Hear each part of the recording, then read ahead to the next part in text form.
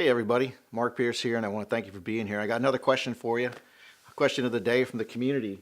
And this particular question, this person asked this: Mark, what is the biggest financial dream that came true for you? Well, I don't know exactly what biggest means, so I'll just let you be the determining factor on that end of the camera. But biggest to me means this: not necessarily the biggest is finance, the like dollar value. But what was the dream that was so huge and so large, and I just couldn't see myself ever getting it? That really was going to need supernatural power, and really, I had no idea how this was going to happen. So I want to share that dream with you as my biggest financial dream.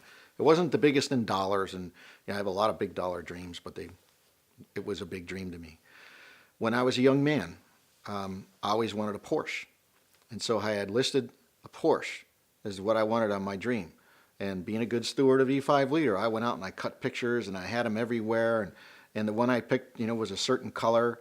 It was a silver Porsche, and it was a 911. And, I had gone to visit it, and I sat in it, and I knew people who had them. And anytime I could get a chance to drive one, I would. But here's the thing. When I wrote that dream at that time in my life, I had gone through a business and had a pretty good success and sold that company. And I was starting to build my dreams.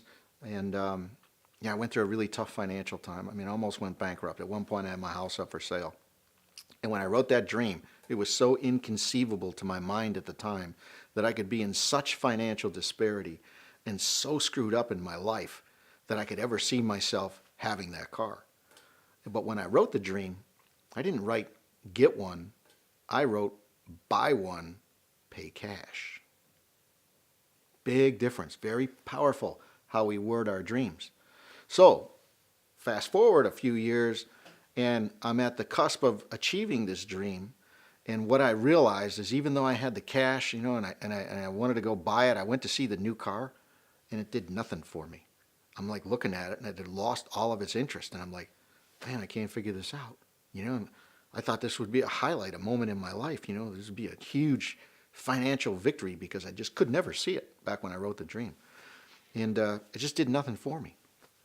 So I was kind of talking to my wife about it, and sharing with her that, maybe I changed my mind or changed the dream. It just didn't seem as motivational to me as it did earlier, because it was a self-monetary. And she says, that's because that's not the car. I said, what do you mean?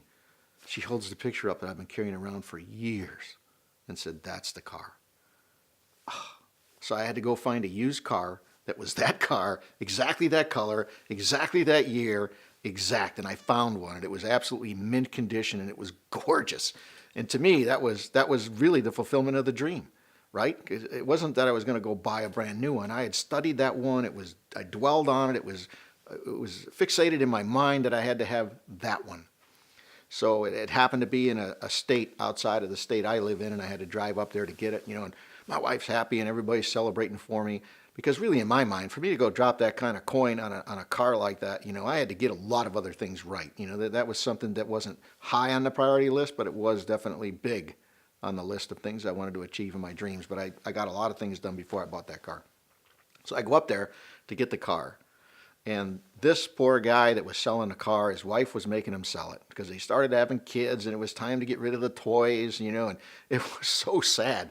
My heart bled for him. I got cash, okay? I'm serious. I'm there. I'm driving home with that car, I'm taking it with me. I had my truck with me. I was going to go get a U-Haul trailer and drive this thing home.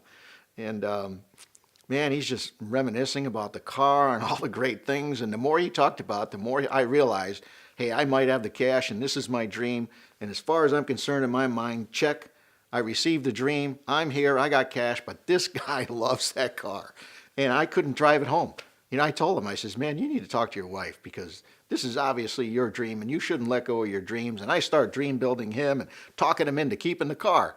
And he was so thankful that he did, and I drove home that day, which some people could have been confused, but I drove home that day so excited and so fired up because I achieved the dream. I got what I wanted. I found out I didn't have to spend the money to get the dream, to get that feeling, and to get that exercise of accomplishment.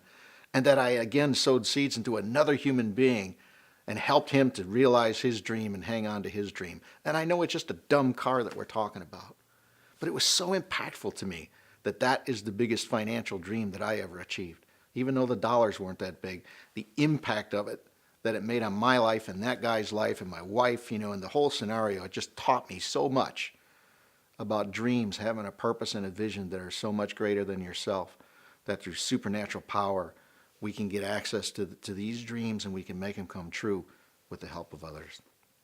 I hope that answers your question. I hope it fires you up. And if you're a Porsche person too, man, send me an email, get on the community and let me know. Hi, everybody. It's Mark. If you enjoyed that video lesson, I have 3 things that you can do right now to continue your journey at E5 Leader. First of all, you can sign up for this channel. That way I can deliver weekly video lessons to you that'll transform your life. Secondly, you can go to e5leader.com where I have a bunch more free training videos, newsletters, blogs, all kinds of great information on the secrets to leadership lessons that have transformed the top leaders in this country. In addition to that, I'll share with you upcoming events and live events that we're doing, and you can check us out on other social media networks as well. And the last thing, you can buy the new book. It's available online. It's E5 Leader. That's the name of the book. And what it is success tools to help you maximize your potential and to create equilibrium in your life. And today, I want to offer to you free 12 leadership lessons, my best 12 lessons of all time in 30 years. It's called E5 Leadership on the Go, and I want to send it to you as my thank you and my appreciation for you buying the book. Thanks for being here. It's great to be with you. I look forward to meeting you at a live event, and as I always say, go and grow as an E5 leader and never let anyone steal your dream. God bless you. I'll see you soon.